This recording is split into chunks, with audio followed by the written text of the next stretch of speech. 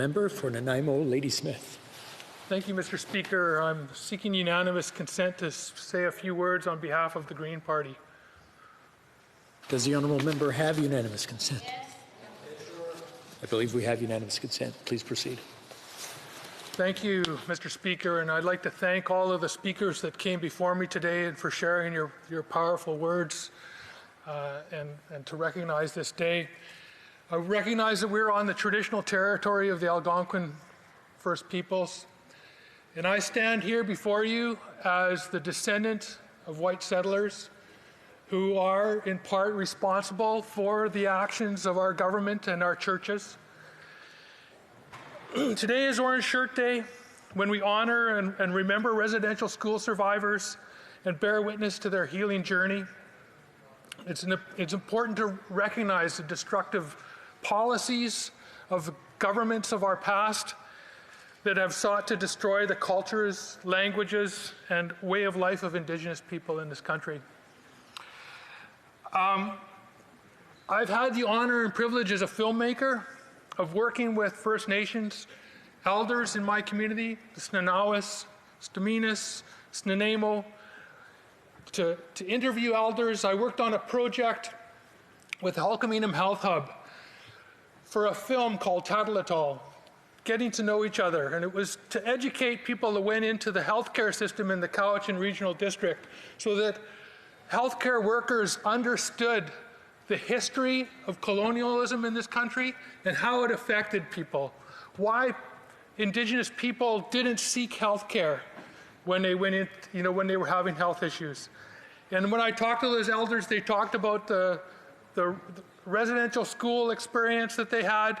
They talked about the Indian hospital in Nanaimo, which has a horrible legacy as well. And they talked about their experiences and shared a lot with me. And during that time period, the Truth and Reconciliation Commission testimonial came through the community. And I also heard testimonials from family friends who have known me since I was a toddler, and telling stories that I'd never heard before. Horrific stories. And these are stories that Canadians need to hear and to understand. People should hear these testimonies from the survivors of the residential school systems. And we need to do more than listen. We need to act. And we need to implement the recommendations of the Truth and Reconciliation Commission. We need to implement the UN Declaration on the Rights of Indigenous People. We need to implement the recommendations of the Missing and Murdered Indigenous Women and Girls Inquiry. And we need to take the words and turn them into action and follow through. And that's our responsibility here in this place. I want to just indulge you with a personal story. In 1959, my father became a United Church minister when he was a minister in a logging camp, but when he married my mother, Eva Manley, Jim Manley is my father, they moved to Kitimat Village, where that was his first calling and their first place together as a couple in Kitimat Village with the Haisla people.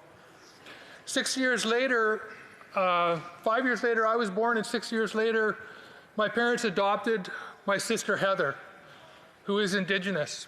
And we were surrounded by Indigenous family and friends who taught us about their culture and gave us the unvarnished truth about what happened to Indigenous people in this country.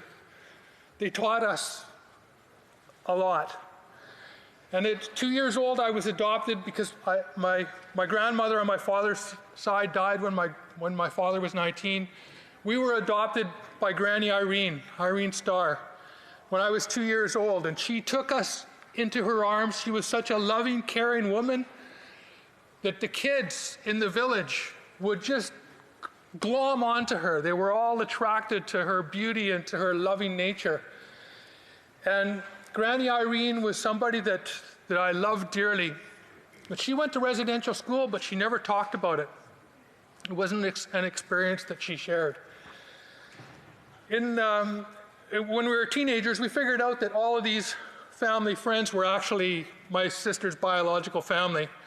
Granny Irene was her grandmother, and Auntie Vina Starr was her mother, and Vina Starr was the first female Aboriginal called to the bar in British Columbia.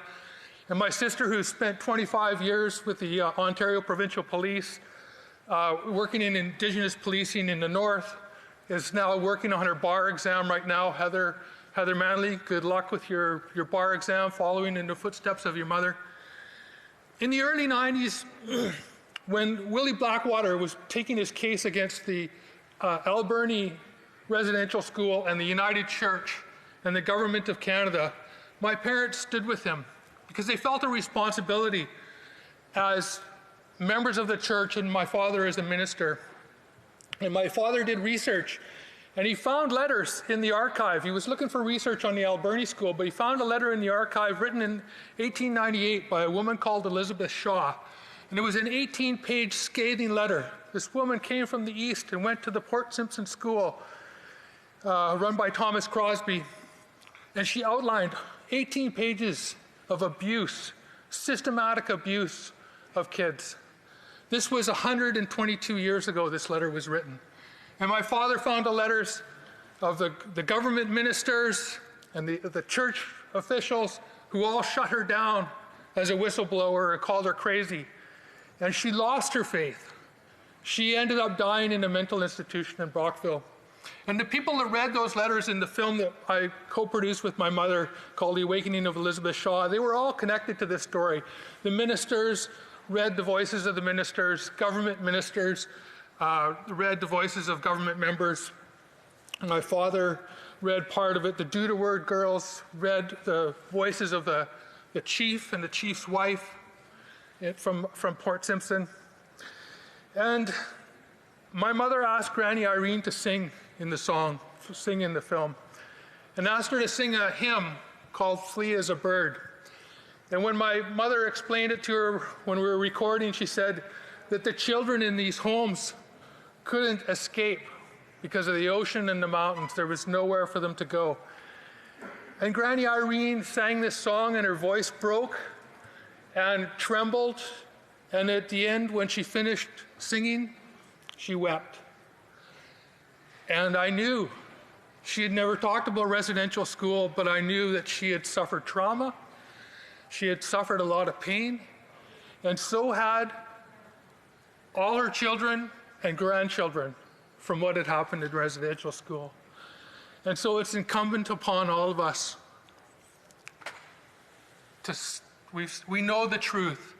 Now is a time for reconciliation and to turn words into actions and to do that work here in this place. Thank you very much.